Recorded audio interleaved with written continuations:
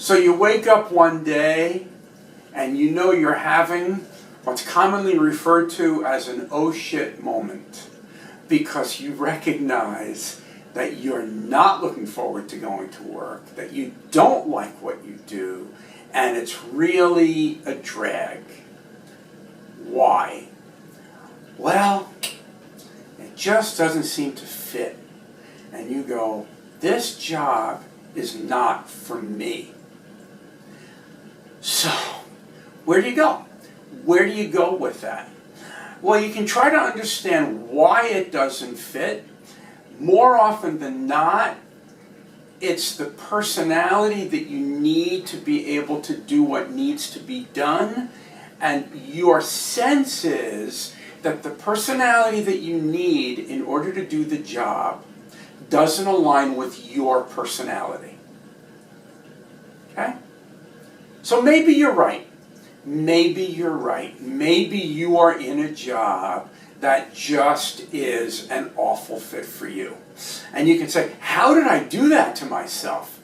Well, you know, now it probably doesn't matter because you're there. It might also be because the person that you work for, or maybe even the culture of the company that you work for, has an expectation of a personality in a given job. They expect everybody in your job to be rah-rah, or they expect everybody in your job to be aggressive, or whatever the case may be, and you are feeling pressure to be that way, even though you know that that's not who you are, and even though you know that left to your own devices, you would probably get the results that you need to get. So what are your choices? Well, if you figured it out this far, you can probably choose to adapt your personality to be who you think you need to be in order to be effective in the job. That's a choice. I'm not saying it's the choice that you want to make, but it's a choice that you can look at. And truth be told, if you can determine what that personality is, you can probably figure out how to play the game. And you can ask yourself the question, if I were more aggressive, for instance, how would I behave? Well, you've seen other aggressive people behave, so what would an aggressive person do in this situation? And you can say, well, I can do that if that's what I choose to do. So that's one option. The other option is to sit down with the person that you work for and make sure that everybody understands the end game. What are we trying to accomplish here? We're trying to either generate a certain amount of revenue, we're trying to sell new logos, we're trying to maintain a customer base, we're trying to grow something, and that there can be an acknowledgement that as long as we're able to accomplish that, does it really matter the approach that we take, as long as I can get from point A to point B?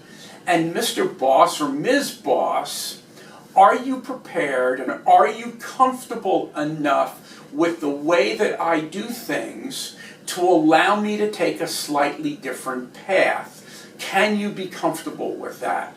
And give me a chance to get it done in a way that I know works for me and I know that I can be successful. And try to gain that acceptance, because if you can do that, and that the manager will give you the chance to do that, then you may well show how you can expand the opportunity to be successful, which is a wonderful thing for an organization to know about themselves. So that's your second choice. And of course your third choice is to walk away and go find a job that you find fits yourself best. So those are your three choices. I can't say which one is better for you at any given time. I think there are other variables. How you feel about what you're doing, how you feel about your opportunity to provide value and service to an organization. I think there are other things that are important that you need to look at as well. But it is important that you recognize that you have choices. And you need to make the choice that's right for you.